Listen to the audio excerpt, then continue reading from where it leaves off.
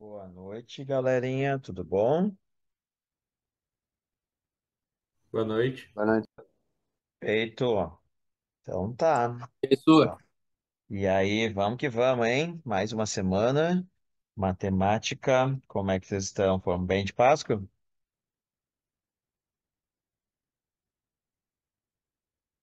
Acho que sim, né? Tomara que sim. Então tá. Então vamos começar agora a tentar organizar um pouquinho melhor a nossa divisão de conteúdos para que vocês não se percam e para que eu também não me perca, tá? Então, nas segundas-feiras, a gente vai seguir uma revisão de matemática básica, mais umas duas, três aulas, e nas terças-feiras, ou seja, amanhã, a gente vai começar a geometria plana. Então, a gente estava usando tanto segunda e terça para manter, mas o mais ideal é que a gente faça nas segundas-feiras uma frente, que a gente chama, que a gente vai seguindo até o Enem na segunda-feira. E na terça-feira uma outra frente, que é geometria plana, geometria espacial. E na quarta-feira, que vocês têm uma aula com o professor, agora eu tô com... Me fugiu, o seu Wesley, o seu William. Como é Acho que é o que é nome do o professor? Wagner, não é? Wagner. Tá bom, foi o que eu falei. Sabia que era com W. Então, na quarta-feira, o professor Wagner segue uma outra frente. Então, a gente vai levando três carreiras, assim, ao mesmo tempo, para que quando chegar lá a hora do Enem, vocês estejam preparados e a gente consiga se organizar, tá? Então, não sei se eu fui claro, o que a gente começar hoje, a gente não vai continuar amanhã. Se a gente não conseguir terminar, a gente começa sempre segunda continua na segunda, terça continua na terça, quarta continua na quarta, tá? Então vocês vão ter basicamente três assuntos diferentes na mesma semana de matemática, que é como a maior parte dos cursinhos funciona, que é para que vocês tenham três possibilidades de aprendizado na mesma semana. Acho que isso é mais produtivo e é como os livros, as apostilas são pensados em diversos cursinhos diferentes. Então, é assim que vai funcionar, tá? Então, na semana passada, a gente estava vendo a parte de raízes. Deixa eu compartilhar aqui com vocês para a gente terminar. E daí a gente continua nessa mesma vibe, só que depois a gente vai para razão, proporção, regra de três, que é o que a gente vai começar depois dessa parte de raiz. Deixa eu ver aqui, compartilhando com vocês, tá? Vocês devem estar vendo agora a minha tela, tá? Ah, deixa eu lembrar aqui. Esse acho que é o próximo exemplo que a gente vai fazer. Tá? Me ajuda aí. Se eu já fiz esse, me retorna. Então, assim, primeira coisa, sempre que a gente tiver uma equação de segundo grau, é identificar quem é o A, que nesse caso é o -2. O A sempre vai ser o número que multiplica o x quadrado. Quem é o B, nesse caso é 16. E C é o número que está sozinho, que é aquele que não está acompanhado nem de x quadrado e nem de x, tá? Então, nesse caso, o A é -2, o B é 16 e o C é -33. Nesse momento, como eu comentei na última aula, a gente deveria estar revisando só equações, mas eu acho que é mais saudável a gente já tentar misturar um pouquinho com função quadrática. É bem normal na idade de vocês, eu também era assim, a gente não entender bem a diferença de uma equação do segundo grau para uma função de segundo grau. Função de segundo grau tem todo um gráfico, tem um domínio, tem uma imagem, tem aplicações que podem servir tanto para física como para outras áreas. Isso é uma coisa muito mais ampla, a função. E equação de segundo grau é quando a gente pega uma função e iguala a zero. Equação significa resolver, ou seja, descobrir os valores de x. Isso quer dizer, basicamente, quase sempre um delta e uma bhaskara, tá? Até uma ou outra dá para fazer de algum jeito diferente. Lembrando que bhaskara é uma coisa que a gente usa aqui no Brasil, né? Mas o nome que é utilizado em todo mundo é fórmula resolutiva de uma equação do segundo grau. Que no Brasil ela se popularizou como fórmula de Bhaskara, mas os outros lugares do mundo não se popularizou assim, porque nem se tem certeza se foi Bhaskara que descobriu. Provavelmente não, ele foi só o cara que difundiu, um cara que espalhou essa fórmula, mas não foi o cara que efetivamente a descobriu, tá? Então vamos lá. Então, baseado nisso, uma das perguntas que a gente poderia ter lá numa prova, no Enem, no vestibular, é qual a concavidade dessa função? Concavidade, lembra, quer dizer se é boca para cima, deixa eu mudar para vermelho aqui, ou boca para baixo. Eu quero dizer se essa função é boca para cima ou boca para baixo. Quem é que determina isso? Vocês lembram quem é que determina isso? O A determina. O A? Boa, Arthur, boa, Henrique. Isso aí, o A. O A, nesse caso, é -2. -2 é o número negativo. Toda vez que o A é negativo, é uma parábola voltada para baixo. Tá? Então, já é uma coisa que a gente mata direto. Outra pergunta que poderia ser feita lá das funções, a gente vai falar de funções lá, daqui a umas 4, 5 aulas, e daí quando eu chegar em função quadrática, eu vou dizer, lembra que lá quando a gente revisou função quadrática, a gente já viu que é concavidade, cruz, ó, começou a dar um chuvão aqui onde eu moro, que é Itaquara, então se ficar o áudio baixo, alguma outra coisa aqui, vocês falem que eu aumento aqui um pouquinho.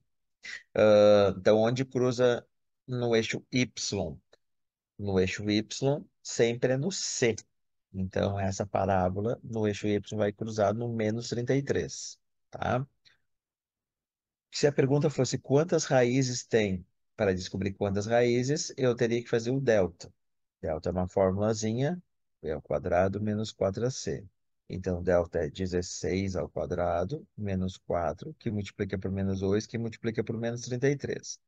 16 ao quadrado é 256. 4 vezes 2 é 8. 8 vezes 33 é 264. Quando eu faço 256 menos 264, isso dá -8. Eu, de propósito, escolhi uma situação que isso ia acontecer. O delta deu negativo. O que que isso significa?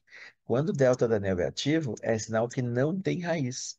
Quer dizer que esse gráfico, que essa parábola, ela não cruza no eixo X, tá? Então, mesmo que eu tentasse fazer a Bhaskara, eu não conseguiria. Professor, mas como é que ela pode não cruzar? Opa, deixa eu... Aqui, ó. Imagina a seguinte situação. Ó. Vou fazer um eixo X aqui para gente pensar. Ó, fiz aqui um eixo X. Se ela não cruza, ou ela tem que estar para cima, ou ela tem que estar para baixo. Mas lá no início, o que aconteceu? A gente descobriu que ela é boca para baixo. Então ela não pode ser esse aqui. Esse aqui está errado. Então ela é uma situação como essa. É uma parábola voltada para baixo que não chega a encostar no eixo X. Tá? Então essa é a situação. Se a gente tentasse fazer Bhaskara, a gente ia trancar, né? Porque a gente ia fazer x igual a menos b mais ou menos raiz quadrada de delta sobre 2 vezes a. Na hora que eu colocasse aqui, menos b ia ficar -16. Na hora que eu colocasse mais ou menos raiz de delta, ia ficar raiz de -8. E não existe nenhum número que multiplicado por ele mesmo dê menos. Não dá, né? Não dá, não existe. Então, não teria raiz, a gente ia trancar, não ia conseguir passar daqui. Ia parar aqui, não ia conseguir progredir nessa equação que a gente costuma chamar de forma de Bhaskara. Então, existe uma chance, sim, de uma equação do segundo grau não ter resposta, tá? Isso é bem importante, porque eu não posso pegar, por exemplo, uma questão como essa, eu não poderia pedir para vocês inventarem valores assim. Ô, gurizada, diz um A aí qualquer, um B qualquer, um C qualquer. Quer dizer, até poderia, mas se eu quisesse não, eu quero que dê raiz. Eu quero que dê x' igual a um número e x duas linhas igual a outro número. Daí eu teria que eu escolher esses números, fazer um cálculo prévio para chegar nisso aqui. Porque senão pode ser que aconteça uma situação como essa que eu acabei de apresentar para vocês. Uma situação em que não tem raiz, tá? Então esse era o último exemplo que eu queria dar. A gente não está muito interessado em ver o gráfico como um todo, não é o objetivo dessa aula de hoje. O objetivo era só, e era para ter, faltou esse pedacinho, só esse último exemplo, ver o que acontece sem raiz. Lá no início, eu mostrei um quadro resumo que eu pulei, mas eu acho que agora é bom pensar, agora que a gente já viu todos os casos. Esse quadro aqui, ó. Deixa eu pular aqui, aqui, ó, esse quadro resumo. Essas são as 6 possibilidades que existem de uma função do segundo grau, tá? O que que determina essas seis possibilidades? A positivo, delta positivo. Tá, esse primeiro aqui. Se o A for positivo e o delta igual a zero, tá, esse aqui. Quer dizer que x' é a mesma coisa que x duas linhas. Se o A for positivo e o delta negativo, dá esse aqui. Quer dizer que não tem x' nem x duas linhas, porque ela está toda acima do eixo x. Agora, se a gente tiver um A negativo, que seria esse caso aqui, ó, e um delta positivo, a gente teria uma situação como essa, boca para baixo, cruzando em dois lugares. Mas se tiver um A negativo e um dado igual a zero, boca para baixo, cruzando em um lugar, ou seja, x' igual a x duas linhas. E esse último exemplo que eu dei foi um boca para baixo, cruzando não cruzando, perdão, porque não tinha como tirar a raiz quadrada de -8, tá? Então essas são as seis possibilidades de função do segundo grau, de equação do segundo grau. Uma dessas seis coisas vai acontecer. Tranquilo? Dúvida sobre isso? Tranquilo. Bem Tá? tranquilo. Feito, Pedro. Falou, Henrique. Então, assim, eu combinei com o professor Gustavo, eu vou preparar um PDFzinho, vou dar uma formatadinha aqui, tirar algumas coisas, e daí vou mandar para ele, daí eu descobri agora qual é o caminho, e daí ele vai mandar no grupo, tá? Tanto daquela parte que a gente já viu de potências e raízes, como dessa parte de equações do segundo grau. Então, esses materiais, agora que já aprendemos qual é o caminho que a gente tem que seguir, eu vou mandar para ele, daí ele publica para vocês lá, para vocês terem isso salvo e poderem utilizar na hora que for estudar. Tranquilo? Tá. Vamos se despedir então de equação do segundo grau. Isso, eu acho que eu não me lembro se eu perguntei para vocês, mas alguns falaram, acho que falaram que estavam no terceiro ano, outros já tinham terminado o ensino médio.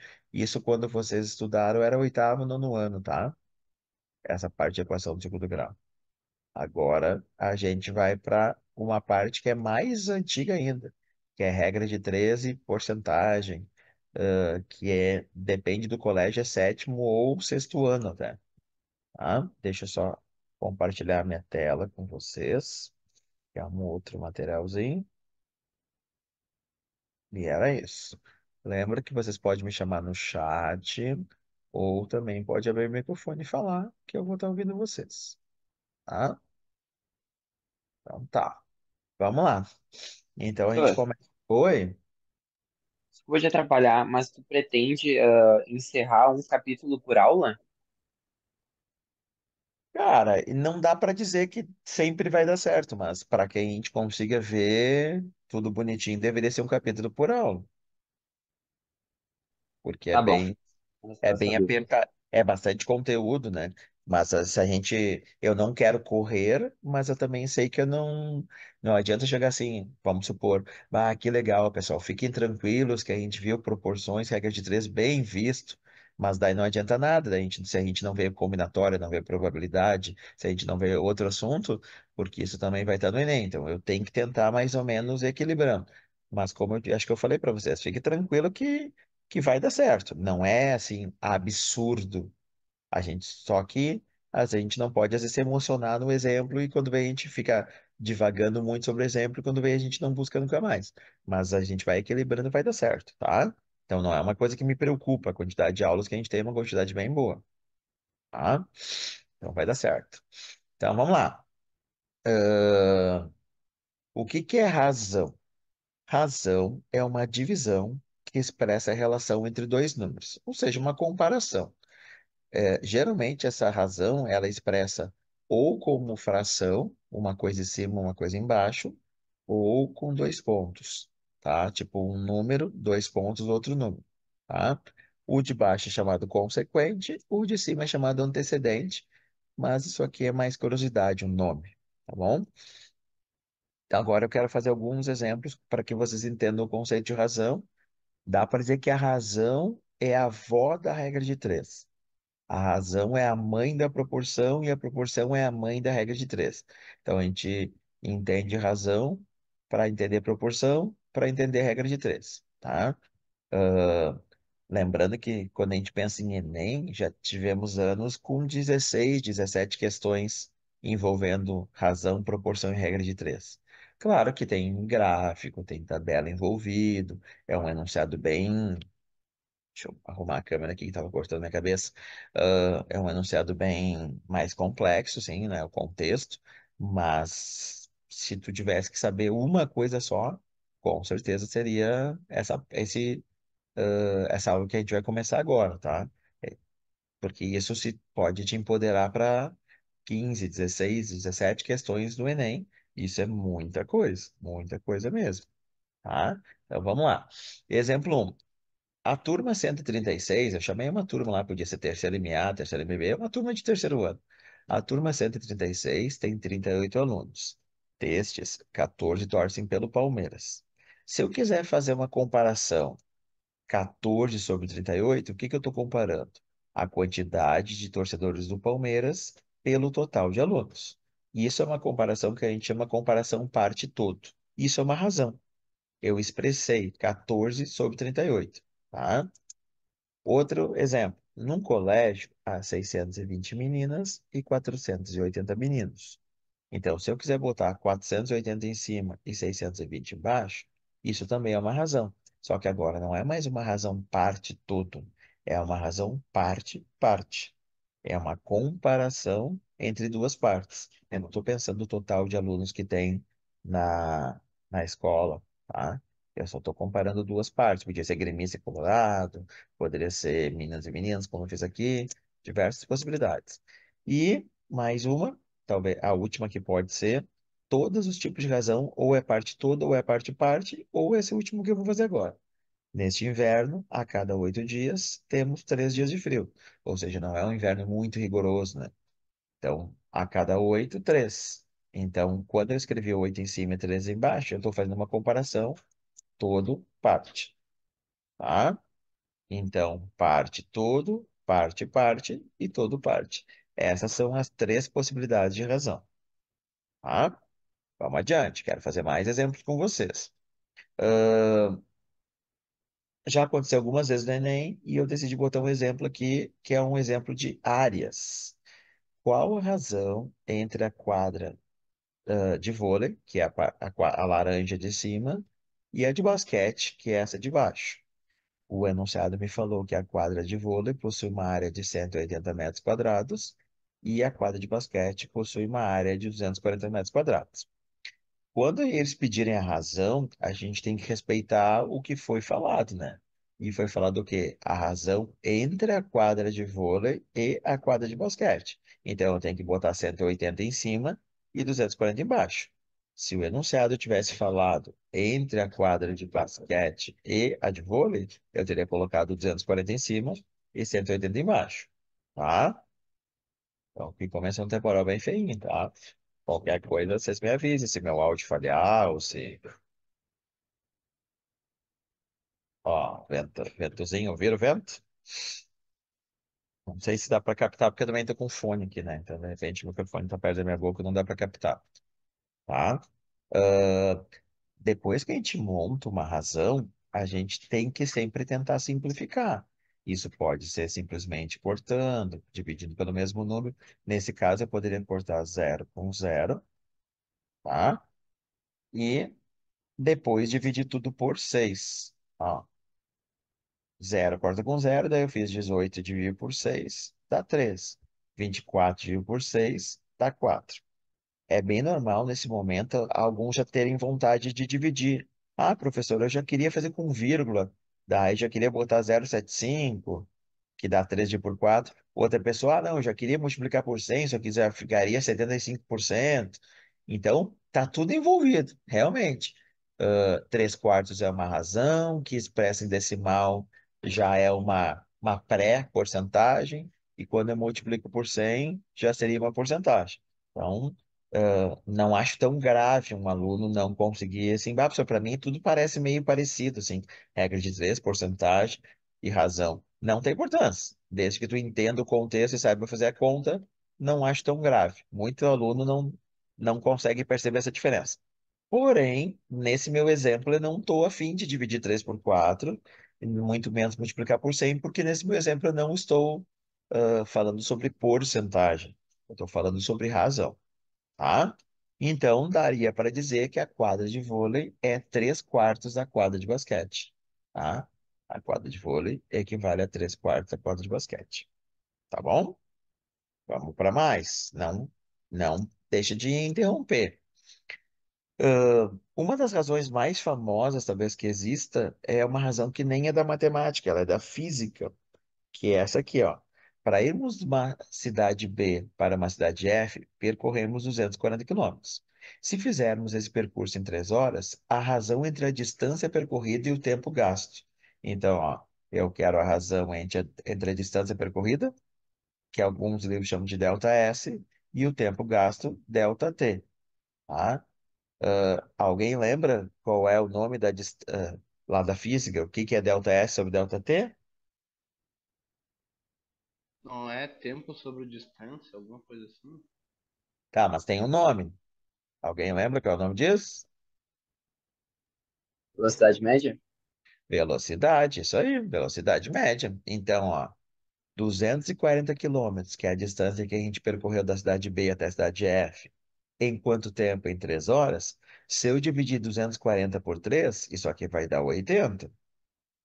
Como em cima estava escrito quilômetro e embaixo estava escrito hora, então isso é 80 quilômetros por hora. Então, a velocidade média, como o Henrique falou, o Pedro acho que estava no caminho também, ou o Arthur que falou, não vi antes, acho que foi o Arthur, ah, é a famosa velocidade. Então, esta razão é velocidade.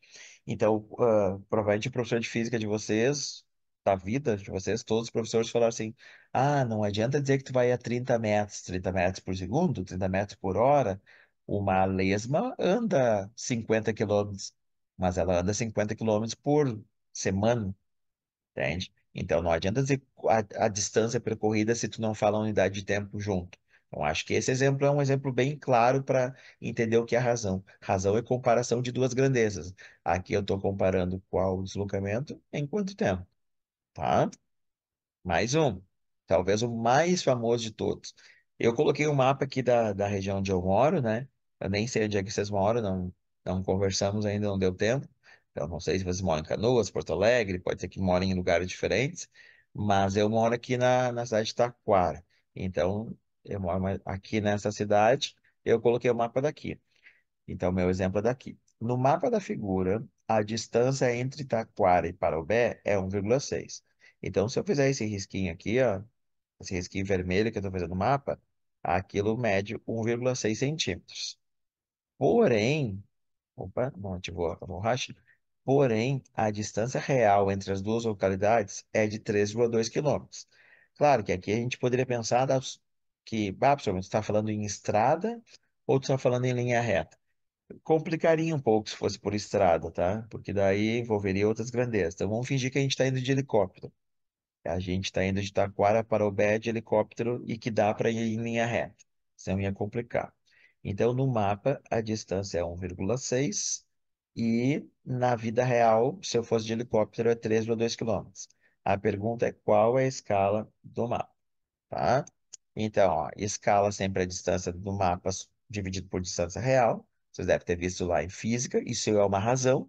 Ó, a distância do mapa é 1,6. Olha o que que eu fiz. Se eu fizer 3,2 vezes 1.000, eu passo para metros. Mas para passar para centímetros, eu tenho que fazer vezes 100. Então, por isso que 3,2 quilômetros virou 320 mil centímetros. E sempre que eu tiver interessado em achar uma escala, tem que estar na mesma unidade, centímetro e centímetro, ou quilômetro, quilômetro, e metro. Mas muito dificilmente não vai ser centímetro, né? Porque a gente não pode, não vai ter um mapa que a gente vai colocar em cima de uma mesa ou uma planta de uma casa que não vai ser centímetro, né? Talvez metros, mas dificilmente vai ser quilômetro. Como é que teria uma planta em papel que uma impressora imprimiu de 1 quilômetro? Então, geralmente vai ser centímetro. Nas escalas, geralmente as escalas são assim, 1 para 200 mil, 1 para 50 mil, assim por diante. Então, sempre é um o primeiro número. O que quer dizer essa escala? Que 1 centímetro do mapa equivale a 200 mil centímetros na vida real. Entenderam isso? Ó, isso aqui é bem importante. De repente ninguém nunca parou e pensou, opa, apertei sem querer. De repente ninguém parou e conversou com você sobre isso. O que que é uma escala 1:600? Quer dizer que 1 centímetro no mapa equivale a 600 centímetros na vida real. Isso é uma razão. Poderia estar escrito assim também. 1/600. Tá? Tá, e por que que eu estou insistindo que o primeiro número de uma escala geralmente é um? Porque eu tenho que fazer aquele 1,6 ser transformado em um. Então eu vou fazer uma coisa agora que de repente vocês nunca viram, mas eu vou simplificar em cima e embaixo por 1,6. Vocês lembram quando tinha fração, assim, a gente vai fazendo uma conta qualquer, a gente chega lá em 12/30.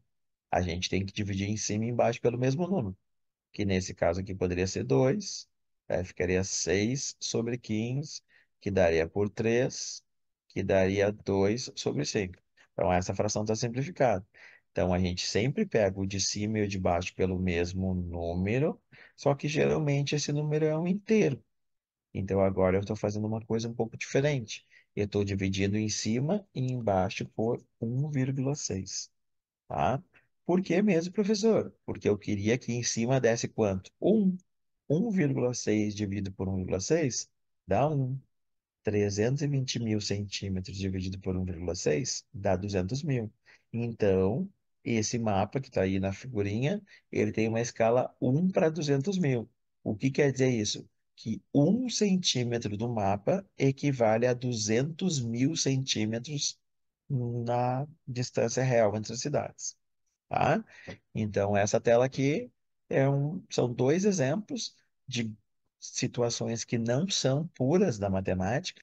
O caso de velocidade é da física e o caso de escala é da geografia, mas que retratam exemplos bem fortes de escalas, de razão.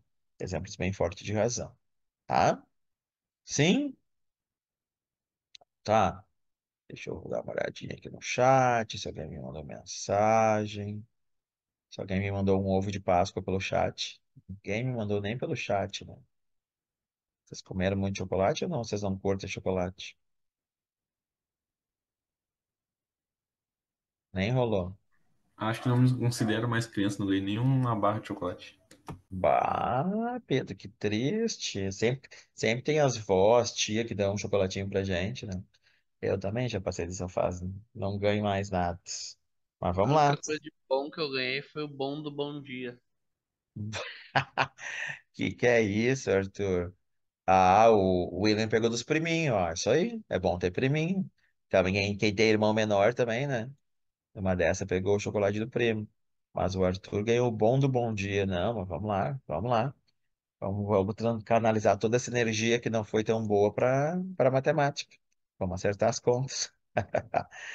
Vamos seguir, tá? Mais exemplos de razão.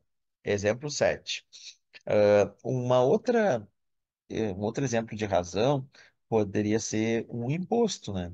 Aqui no Brasil a gente tem diversos impostos. Tem o IPVA, que paga quem tem automóvel, caminhão, tá? Tem o IPTU, que paga quem tem casa. Tem o ICMS, que é um imposto que a gente paga por mercadorias e serviços que circulam, né? Muda de um estado para outro. Porém, há alguns países, na Europa especialmente, que não há tantos impostos. Há um imposto único. E geralmente esse imposto é pago por consumo. Na hora que tu compra uma bebida, na hora que tu compra uma gasolina, um combustível, sei lá o quê, tu paga uma certa proporção do que tu consumiu. Eduardo apareceu aqui na minha tela. Tudo bem, Eduardo? Tá bom. Acho que tu, achei que tu queria falar. Acho que eu Ah, apertei em alguma coisa aqui sem querer. Já tranquilo. canetinha. Ah, ué. Tá bom, tranquilo. Eu achei que tu queria, ficou flutuando o teu nomezinho, achei que tu queria falar. Então, ó, eu inventei um exemplo baseado num país hipotético, né? Num país R, para cada 100 dinheiros, eu botei ali cifrão, porque eu não sei se esse país é euro, se é na Europa, quase todos os países são euro, usam euro, né? Mas alguns não. Então, quando a gente põe só cifrão, a gente está falando de dinheiros. Em um país R, para cada 100 dinheiros, ou seja, na moeda, qualquer moeda serve, para cada 100 dinheiros de consumo a um imposto de 12 dinheiros. A razão entre o imposto e o consumo pode ser escrita como? Então, eu poderia botar assim, ó. Se para cada 100 eu pago 12, então a razão entre imposto e o consumo é 12 sobre 100. Claro que esse meu exemplo aqui ele foi bem pensado. Por que que ele foi bem pensado? Porque de propósito eu botei um 100 embaixo. Quando a gente tem um 100 embaixo, essa Ô, fração é prof, chamada. Oi? esse exemplo não seria o 100 em cima? Porque eu achei que fosse igual aquele dos dias do frio lá. Porque é igual o exemplo, o terceiro exemplo que tu deu. Que os dias que no inverno, tipo, a cada 8 dias tem 3 de frio. Aí fica a parte toda em cima e a menor embaixo. É, se ela parasse aqui, Eduardo, sim, mas depois eles dão uma explicadinha. Ó, a razão entre o imposto e consumo. Então tem que ser imposto em cima e consumo embaixo. Poderia? Poderia, tá? Mas como no final eles primeiro dão a informação do total, depois dão a informação do imposto, então parece que é para fazer 100 sobre 12. Mas no final eles escancaram que eles querem a razão entre o imposto e o consumo, tá? Mas bem colocado. Foi na trave, mas não era, tá? E Tá, por que que eu escolhi este exemplo? Porque de propósito eu queria botar 100 embaixo. Como é que é o nome da fração que tem 100 embaixo? Centésimos. 12 sobre 100 são 12 centésimos. Se a gente dividisse isso, daria 0,12. Só que esses dois zeros aqui de baixo, eles podem ser expressos por esse símbolo. E esse símbolo é o símbolo de porcentagem. Então, vamos entender o que que é uma porcentagem do ponto de vista econômico, contábil, do ponto de vista hoje que tem globalização, comércio exterior. Porcentagem é uma forma de comparar situações em que o total não é 100, mas fingindo que é 100. Então, assim, se eu digo 7% da população do Iraque passa fome e 8% da população do Brasil passa fome, não tem 100 pessoas no Iraque somente, 100 habitantes. E também não tem 100 pessoas no Brasil, 100 habitantes. Mas o que que a gente fez? A gente pegou e converteu as informações do Brasil e Iraque, transformando as duas num universo de 100, para que a gente consiga comparar. Porque imagina assim, ó, vou voltar a esse exemplo do Iraque. Eu vou falar uma besteira muito grande, porque eu nem imagino quantos milhões de pessoas moram no Iraque, muito menos quantos passam fome. Mas vamos fingir, tá? Vamos dizer aqui, deixa eu pegar a caneta aqui. Iraque, Iraque.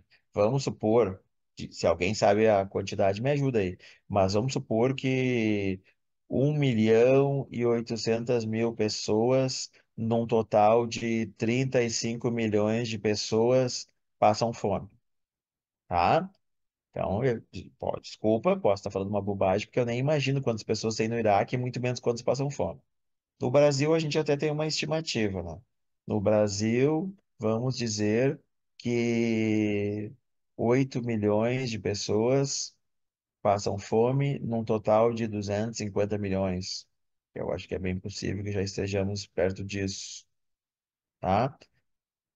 Olha como é ruim comparar, ó, 1.800.000 para 35 milhões, 8 milhões para 250 milhões. É ruim comparar. Então, agora, se eu dissesse que 7% daqui e 8% daqui, é bem mais fácil de comparar. Então, eu transformei tudo num mundo 100. Então, porcentagem é uma forma de transformar as grandezas num total 100 para que a gente consiga compará-las e consiga pensar melhor, para ser mais rápido as contas e mais inteligente, tá? Então, porcentagem é uma razão centesimal, traduzindo, é uma razão que considera tudo como 100 partes e sempre tem que pensar que é 100 embaixo da fração, isso é porcentagem. Pode falar porcentagem, opa, achei que tinha escrito ali, ou pode falar percentagem. Os dois estão corretos. Percentagem é mais uma pegada Como é que se diz? Italiana, percento, mas está correto. E porcentagem é mais o latim, tá? Mas os dois estão corretos. Tranquilo? O que que é porcentagem? Porcentagem é uma fração que a parte de baixo é 100. Por isso que tem essas duas bolinhas aqui no símbolo de porcentagem. Historicamente, essas bolinhas nem eram assim. 12% eles escreviam assim, sabia? Primeiro, assim, ó. As bolinhas ficavam embaixo do traço de divisão. 12 dividido por dois zeros, como não dá para dividir por zero, era 12 dividido por 100. Daí depois acharam mais estético botar uma bolinha para cima, uma bolinha para baixo, ficar mais bonitinho. Mas, e existe 12 por mil também. 12 por mil, 12 por 1 milhão. Existe, só que não vingou, né? A que é mais famosa é a porcentagem. Tá? A gente vai ter mais para frente mais questões envolvendo porcentagem, quanto é 30%, o que que é aumento, o que que é desconto. Mas primeiro a gente quer ver proporção e regra de três. Eu acho que eu me esqueci, acho que foi o Henrique que perguntou se eu ia tentar fazer um capítulo por aula. Por exemplo, essa parte aqui que é tão importante o conceito, não vai ser nenhum problema usar duas aulas, Henrique. A gente continuar na semana que vem, porque a gente está vendo 50 não, mas uns 40% do Enem os conceitos estão na aula de razão, proporção, regra de três. Então, a gente tem que estar bem firme disso, tá? Então, vamos lá. Agora chegou uma questão do Enem, uma questão bem própria. Eu coloquei, quando eu preparei esse material aqui, eu botei uma de 2019, mas do ano passado caiu uma muito parecida com essa. No Enem 2023 caiu uma muito parecida. A ideia era bem parecida. Então vamos fazer essa questão aqui, ó. Os exercícios físicos são recomendados para o bom funcionamento do organismo, pois aceleram o metabolismo e, em consequência, elevam o consumo de calorias. No gráfico estão registrados os valores calóricos em quilocalorias, gastos em cinco diferentes atividades físicas, em função do tempo dedicado às atividades, contado em minuto, tá? Eles não falaram para mim, mas eles poderiam ter falado para nós, né? E sei lá, atividade um poderia ser box, atividade 2 caminhada, atividade 3 dança. Atividade 4, futebol, são esportes, atividades físicas que eles não falaram. Eles não falaram, eles poderiam até ter dito, né? Qual é cada uma delas. Mas eles chamaram de um, dois, três, quatro, cinco, tá? Então, olha só. Uma vez que a gente quer queimar calorias, segundo o que está escrito aqui, ó, a pergunta é: qual dessas atividades físicas proporciona o maior consumo de quilocalorias? A gente quer queimar calorias, só que a gente quer queimar calorias rápido, por minuto. Porque não adianta nada assim, eu dizer assim, eu descobri uma atividade, pessoal. Vou viajar de novo, né? Porque eu não entendo nada desse assunto de atividade física. Descobri uma atividade que queima muito caloria, queima 5.000 calorias.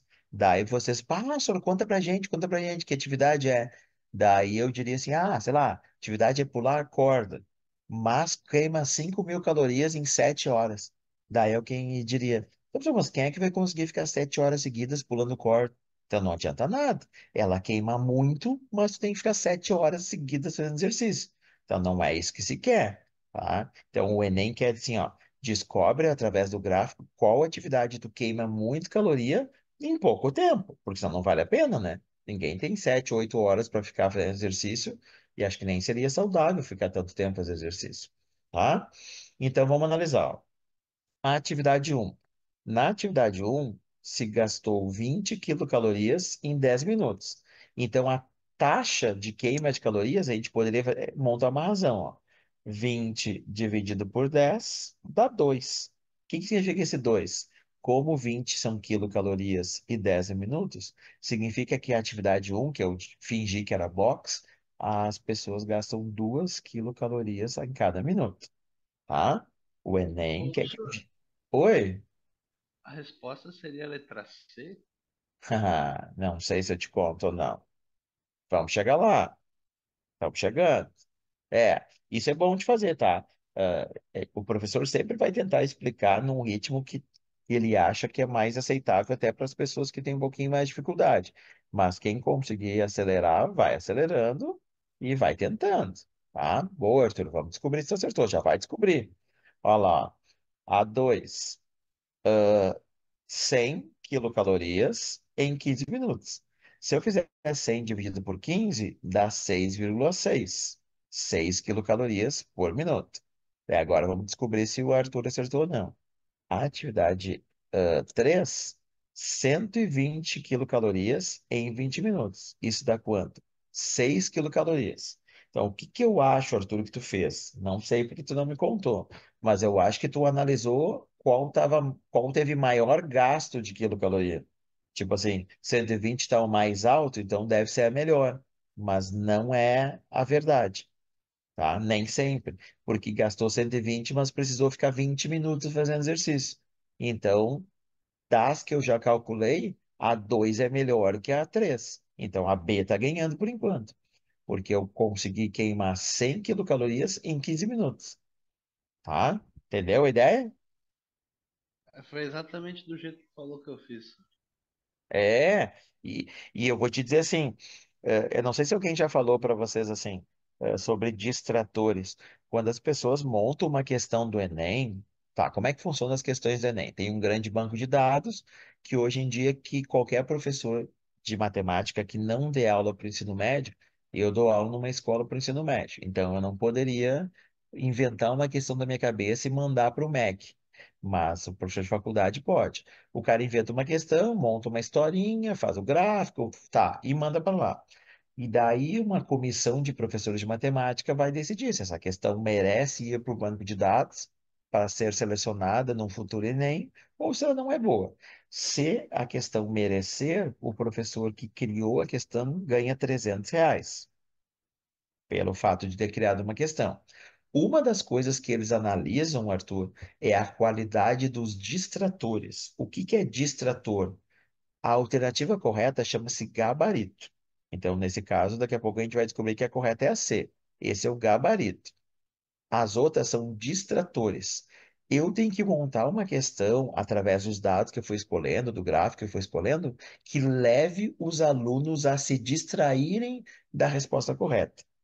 A ideia do Enem é assim, ó, as pessoas que não tiverem muito seguras da sua resposta, elas têm que ser levadas a algum detalhe que por um deslize o cara acabe achando que é a letra A, B, D ou E e não perceba que a correta é C. Então, uma questão boa tem que ter um alto poder de distração. Ou seja, tem a pessoa que tem que ser levada para a letra A, uma pessoa que pensa de um jeito que quase é perfeito. Não é um jeito assim, uma pessoa que não sabe nada. B, então, por exemplo, esse teu raciocínio que tu levou de olhar o mais alto, não é um raciocínio tolo, um raciocínio bobo. É um raciocínio que tem um princípio de lógica. Se a pessoa não pensar no tempo embaixo, qual? É óbvio que 120 é o que mais gastou. Então, o que que eu estou querendo dizer para vocês? Não sei se vocês estão me alcançando onde eu quero chegar. Nem sempre o fato de chegar numa alternativa, pá, me liguei, ou tu acertou, ou tu foi objeto de um distrator. Ou seja, alguém que montou essa questão conseguiu pensar que tu teria esse tipo de pensamento, e isso não é legal. Eu sei que dá um pouco de raiva. Tá, mas então eles fazem uma prova com pegadinha para tentar derrubar a gente. Isto. Quanto mais cedo a gente entender que a prova não é uma prova, é uma prova classificatória, ela não quer ver quem sabe só, ela quer ver quem é que consegue não ser enganado também. E isso não é uma coisa muito boa, mas é a vida, é a concorrência, e a gente está aqui no cursinho tentando preparar vocês para que vocês não sejam os enganados, tá? Fiz as últimas contas ali, então a que melhor tem gasto calórico é a atividade 3, atividade 2 porque eu gasto 100 quilocalorias em 15 minutos, então fica 6,6 quilocalorias por minuto. Então era a letra C. Opa, achei que tinha escrito ali, mas não tinha. Tranquilo? Vamos adiante. Tá. Agora a gente chega em proporção. O que que é uma proporção? Ali eu botei abstrato, ó. Proporção é quando eu igualo duas frações. Essa fração é igual a essa. Num primeiro momento, aqui a gente vai dizer assim, professor, mas é óbvio que. Deixa eu mudar aqui para a caneta. É óbvio que 5 sétimos é igual a 5 sétimos. Não, eu não estou dizendo quanto iguala duas frações que são iguais. Isso é óbvio. Eu estou dizendo que tu iguala duas frações que não são iguais, mas que elas acabam significando a mesma coisa. Então, vamos falar um exemplo aqui que vai ajudar. Imagina que uma pessoa ganha R$ 40 por hora. E a cada hora ela gasta R$ 20 com hidratação, suco, água, alguma coisa.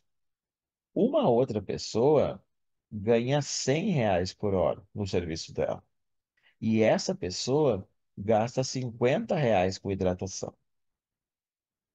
Isto é uma proporção? A pergunta é: eu posso colocar um igual aqui? Se eu puder colocar um igual, é sinal que isso é uma proporção. Mas o que eu quero deixar bem claro para vocês é que nenhum desses quatro números são iguais. 20 não é a mesma coisa que 50, que 40 não é a mesma coisa que 100, nem 20 é a mesma coisa que 100, nem 40 que 50. Os quatro números são diferentes. Só que se eu fosse numa calculadora e fizesse a conta, ou se eu dividisse de cabeça, quanto que é 20 dividido por 40? 1 meio ou 0,5. Quanto que é 50 dividido por 100? 1 meio ou 0,5. Tá vendo que deu igual?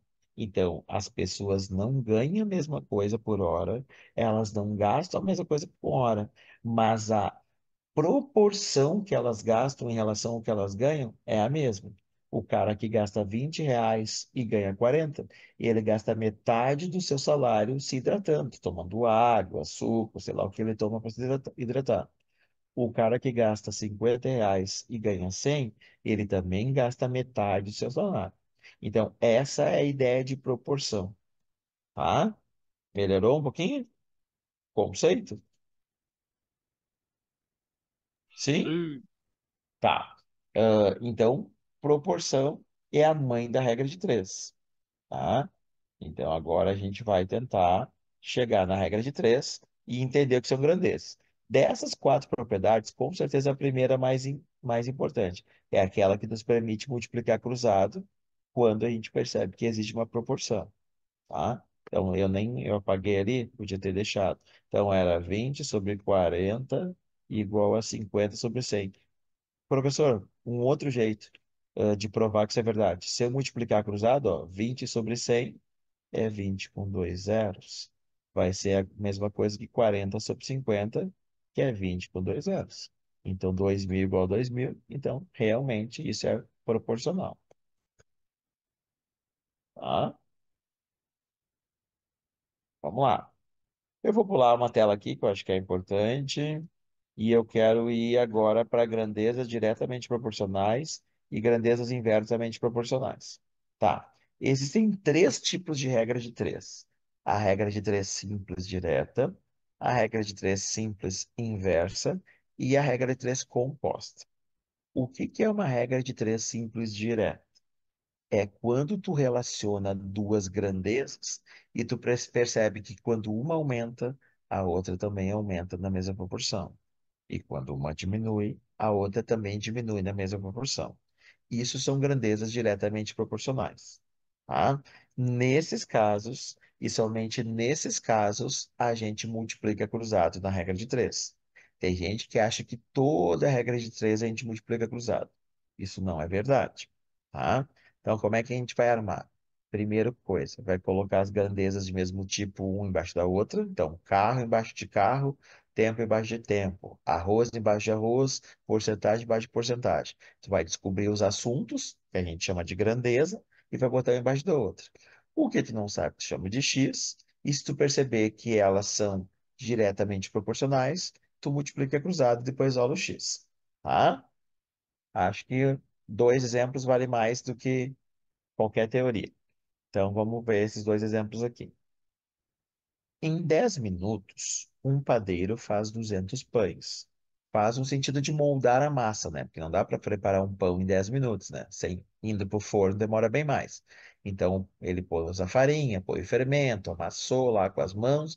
Então, em 10 minutos, ele conseguiu moldar 200 pãezinhos, tá? Quantos pães ele vai fazer em 28 minutos? Então, primeira coisa, quais são os dois assuntos que tem aqui? Tempo, 10 minutos, E o outro assunto, pães, 200 pães. Então, existirá uma coluna do tempo e uma coluna dos pães. Então, vamos armar. Tempo e pães. Então, 10 minutos faz 200 pães. Quantos pães vai fazer em 28 minutos? Então, 28 minutos, X. Até aqui todo mundo vai bem. Agora, o que que eu quero te recomendar para te não errar? Em vez de sair multiplicando cruzado 10 vezes x, 28 vezes 200, dá uma pensadinha para não fazer besteira, porque nem sempre vai ser cruzado. E como é que a gente descobre se é para multiplicar cruzado ou não? Ó, alguém falou alguma coisa, deixa eu ver ler. Ó, o Pedro já fez lá. Sim, tá certo, Pedro. Então, lá, ó.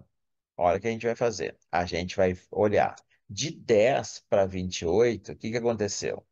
Tu tinha 10 minutos, agora vai 28 minutos. O padeiro vai trabalhar mais tempo ou menos tempo? De 10 para 28 minutos. Estou esperando. Mas, Mais tempo. Então o tempo vai aumentar. Agora, do outro lado, ó, tu vai ter que pensar. Se o padeiro vai trabalhar mais tempo, será que aquele X vai ser um número que vai ser maior que o 200 ou menor que o 200? Então, ou traduzindo, quanto mais o padeiro trabalha, mais pão ele faz, ou quanto mais ele trabalha, menos pão ele faz? Se tu parar para pensar um pouquinho, se aumentou o tempo, aumentará também a quantidade de pães, tá? Se aumentou dos dois lados, são grandezas diretamente proporcionais. Mais tempo igual maior produção, aumentou nas duas categorias, GDP, que são grandezas diretamente proporcionais. Nesse caso, a gente multiplica cruzado. Então, 10 vezes x igual a 228, 10 vezes x igual a 5.600, dividido por 10 é 560, e o Pedro tinha falado rapidinho, beleza. Tá? Tranquilo? Terminou. Vamos ver um outro exemplo para ver se ficou bem claro. Me interrompa se não estiver bem claro, eu reexplico. Opa, deixa eu apagar aqui que eu esqueci sem querer. Tá. Outro. Uma usina produz 1.250 litros de álcool com 15 mil quilos de cana-de-açúcar. Determine quantos litros de álcool são produzidos com 6 mil quilos de cana. Então, quais são os dois assuntos, as duas grandezas? Álcool e cana-de-açúcar. Então, 1.250 litros de álcool com 15 mil quilos de cana-de-açúcar. Eu quero saber quanto de álcool eu vou conseguir produzir com 6 mil quilos de cana. Então, a gente sempre começa pela coluna que a gente sabe os dois números. De 15 mil para 6 mil, aumentou ou diminuiu? Diminuiu. Então, eu tenho menos cana. Se eu vou ter menos cana, eu terei menos álcool? A produção de álcool vai diminuir também? A resposta é sim, né? Então, se eu vou ter menos cana, eu vou ter menos álcool para produzir. Como diminuiu dos dois lados, esse é um exemplo de grandezas diretamente proporcionais, que nem o de cima. Então, nesse caso, a gente multiplica cruzado. Então, vai ser 15 mil vezes x igual a 1.250 vezes 6 mil. Cortei uns zeros aqui, né? Para não sofrer tanto. Ó. Cortei um zero daqui, cortei outro zero daqui, um outro zero daqui. Então, sobrou o quê? Cortei mais um aqui, mais um zero aqui, com mais um zero aqui. Sobrou 15x do lado esquerdo e do lado direito 1.250 vezes 6, tá? Se eu fizer 1.250 vezes 6 dá 7.500. 7.500 dividido por 15, isso dá 500. Então, com 6 mil quilos de cana-de-açúcar, eu vou conseguir fazer 500 litros de álcool, tá? E esses dois exemplos aqui são exemplos de grandezas diretamente proporcional, que é o que mais acontece, tá? Dá tempo de fazer mais um de inverso. Então, inverso é quando um aumenta, o outro diminui, tá? Então, vamos pensar aqui, ó. O trajeto da casa de Roberto até a avó Cida leva 3 horas. É que esse exemplo eu fiz na pandemia, né? Porque eu escrevi isso aqui para as pessoas não saírem de casa, assim, né? Como eu estava dando aula online na pandemia, ó, pessoal, só vai para casa da Vocida depois que passar a pandemia. Mas agora dá para tirar já passou, glória a Deus.